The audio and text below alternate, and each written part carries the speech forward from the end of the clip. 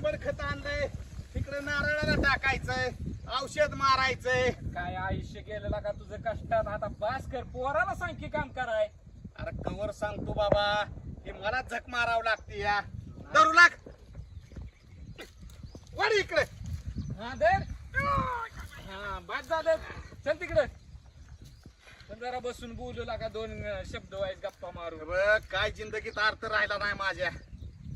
काय लागा आता काम करून करून थकून गेला पार तू. अरे लय बेकारी झाली, काय सांगायचंय तुला. ये पोरगं इथं काय बस. साथ द्याय ना बाबा. हो हे बघ, ही दगडी उचलायच्यात अजून मला.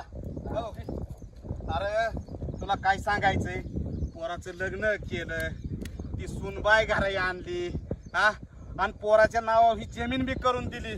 चांगले तसं पोरग तुझं लागा. कशाचं चांगलेला का, झक मारावं लागते, रात्रंदिवस रानात कष्ट करावं लागतंय, तवा खायला गावात आले होते एक नंबर पोरग लगा राहतोय तू. अरे काय नुसतं हिंडतय का, लक्ष द्यायना काय व्हायना.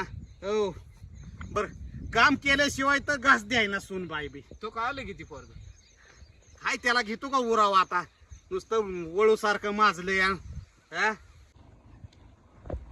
तुला काय सांगायचंय, पैसे भरलं, पुण्याला कामाला लावला, काम सोडून दिलं, आणि इथं गावात हिंडतय का वळू सारखं रे झालं, माझं वाटोळ झालं सगळं. सगळ्यांची पोरं काय सांगायचं, समजून सांग एकदा त्याला.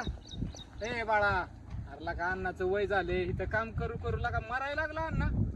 काम करायचं थोडंफार.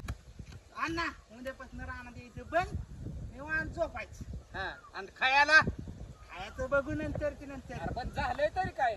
अहो भाऊ, सकाळी मी जुगारात जमीन हारलो, मी बी स्वाभिमानी, आता त्याच्या नावावर जमीन करून आले.